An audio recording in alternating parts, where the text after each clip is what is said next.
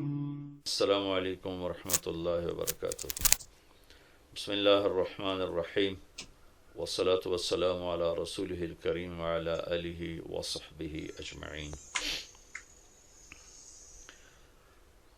آخری عشرے کی بات کرتے کرتے 17 رمضان کی وجہ سے کچھ بدر کی بات آ گئی تھی، تو میری گزارش یہ ہے کہ میں تو یہاں مختصر ہی عرض کر سکتا ہوں، اس کو آپ تفصیل سے ضرور پڑھیں، سیرت میں بدر کا پورا واقعہ، بلکہ پوری سیرت پڑھیں۔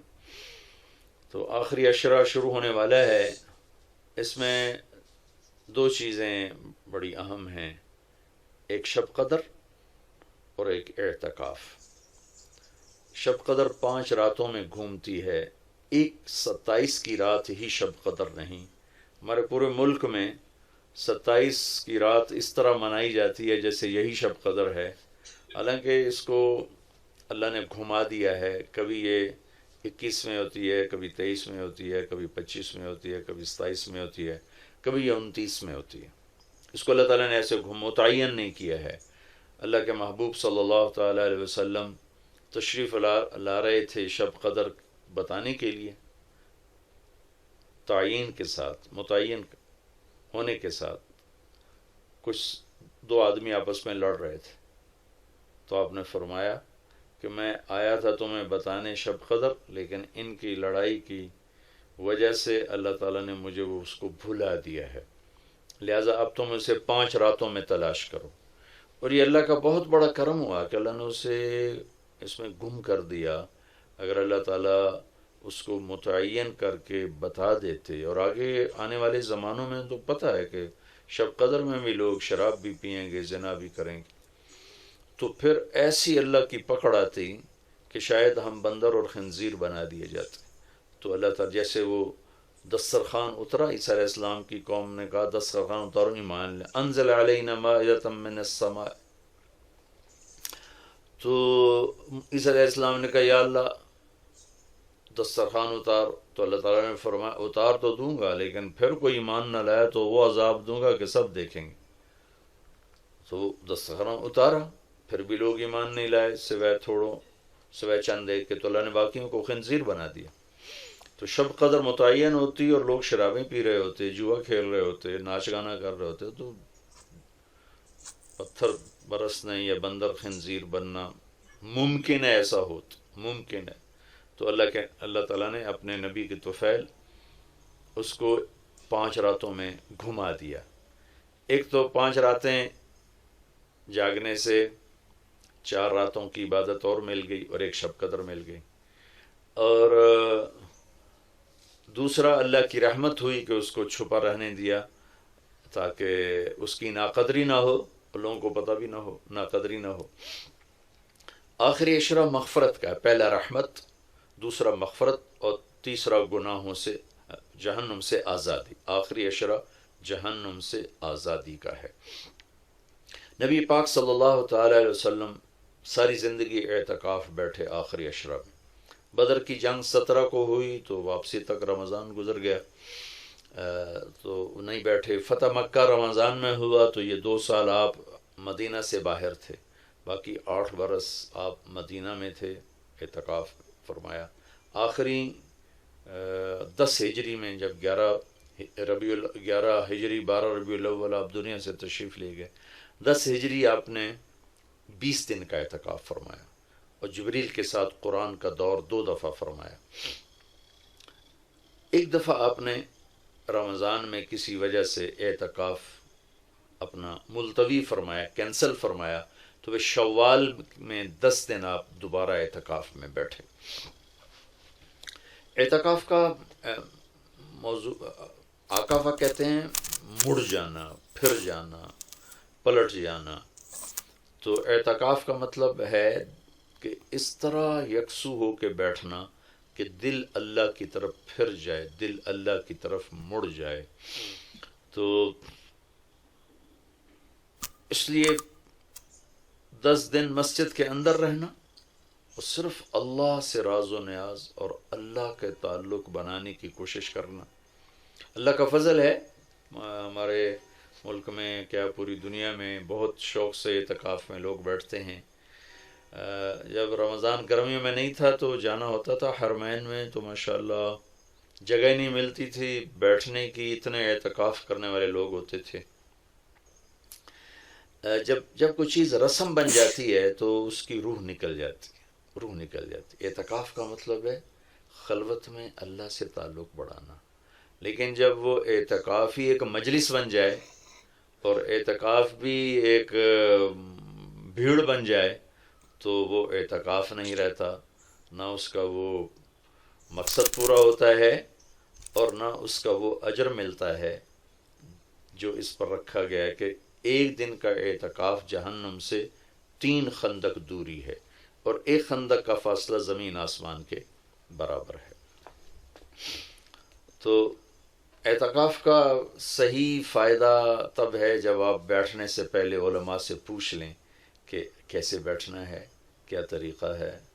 ہاں، میں مسائل تو اتنی تفصیل سے بیان نہیں بتا سکتا، کوئی اتنے لمبے چوڑے مسائل ہیں بھی نہیں۔ مسجد کی پابندی کرنی ہے، مسجد سے بغیر ضرورت کے نکلیں گے تو اعتکاف ختم ہو جائے گا، بس اتنی سی بات ہے۔ ہاں، ایک چیز جو اعتکاف کو بہت زیادہ خراب کر رہی ہے وہ یہ موبائل فون ہے۔ اب ہم چاہ رہے ہیں کہ ہمارا اور اللہ کا تعلق قائم ہو جائے، اور یہ موبائل نے تو زندگیاں خراب کر دی ہیں، نجی زندگیاں خراب ہو گئی ہیں، تعلق خراب ہو گئے ہیں، اور صحتیں خراب ہو گئی ہیں۔ بہت زیادہ اس کا استعمال ہے ہماری قوم میں۔ میں اتنا پھرا ہوں یورپ امریکہ میں، سوائے ضرورت کہ کبھی کسی کے ہاتھ میں موبائل نہیں دیکھا۔ یہاں دیکھو ہاتھوں میں موبائل پکڑ، 2 موبائل پکڑ کے چل رہے ہیں، کوئی کاروباری بھی نہیں ہے، کوئی بڑے زیادہ مصروف بھی نہیں ہیں، 2 3 موبائل رکھے ہوئے ہیں۔ اس قدر احمقانہ حرکتیں ہیں، گاڑی چلاتے ہوئے موبائل سنتے جا رہے ہیں۔ میرا ایک بہت پیارا دوست اس حادثے کا شکار ہوا کہ سامنے والا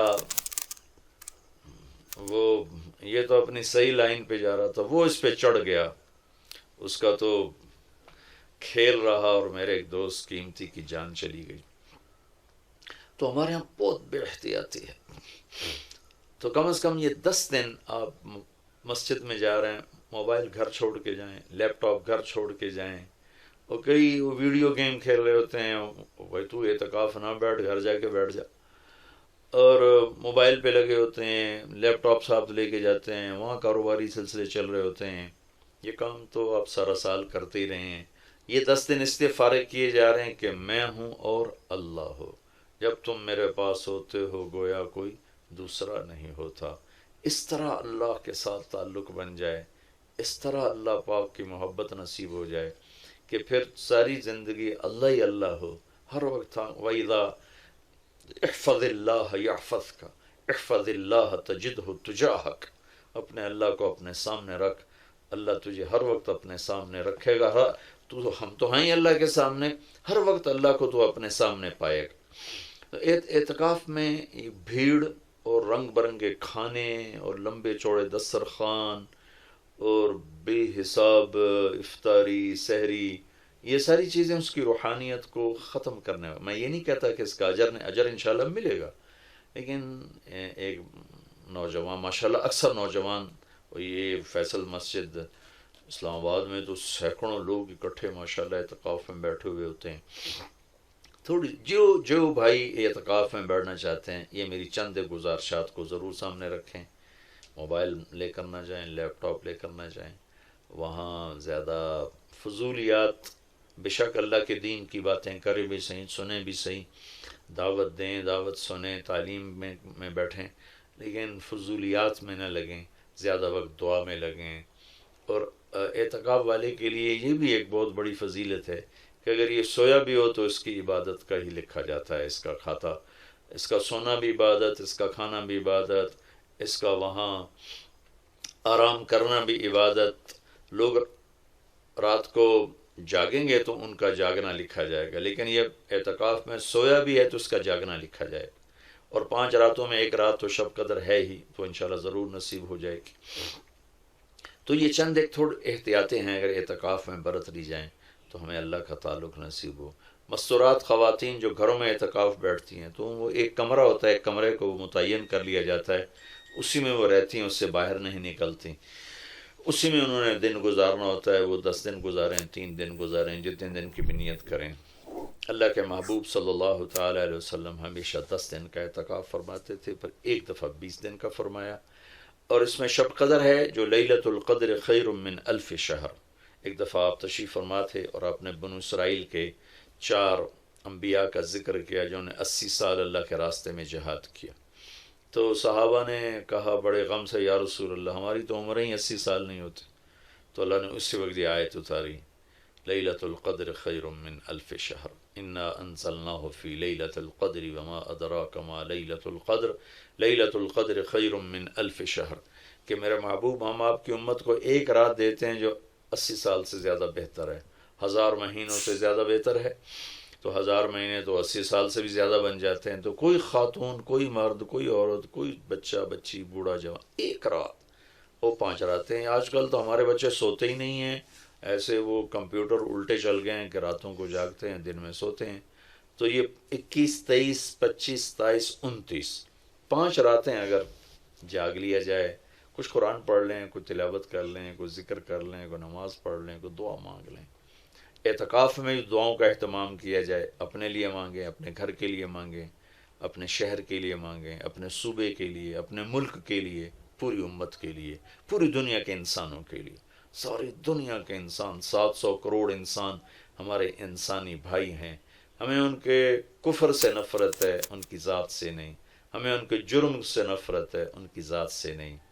ہمیں مشرک کے شرک سے نفرت ہے، اس کی ذات سے نہیں۔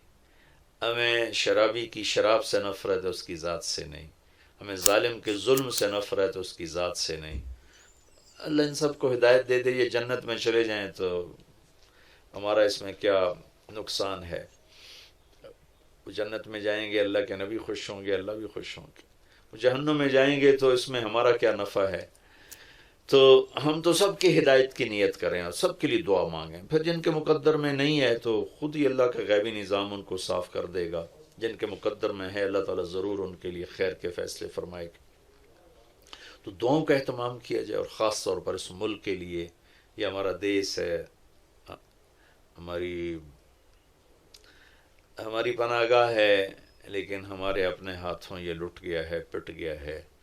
سازشیں ہیں، فلاں کی سازش، فلاں کی ہوتی ہوں گی سازشیں، دنیا سازشوں کی جگہ ہے اور دنیا مکر و فریب کی جگہ ہے۔ لیکن میں تو یہی کہتا ہوں، تو ادھر ادھر کی نہ بات کر، یہ بتا کہ قافلہ کیوں لٹا۔ مجھے رہزنوں سے گلا نہیں، تیری راہبری کا سوال ہے۔ دل کے پھپھولے جل اٹھے سینے کے داغ سے، اس گھر کو آگ لگ گئی گھر کے چراغ سے۔ پورے ملک کی بددیانتی کس کی سازش ہے؟ پورے ملک میں جھوٹ، یہ کس کی سازش ہے؟ پورے ملک میں ظلم و ستم، قتل و غارت، یہ کس کی سازش ہے؟ پورے ملک میں فرقہ واریت کی نفرت، یہ کس کی سازش ہے؟ پورے ملک میں زنا کے اڈے، یہ کس کی سازش ہے؟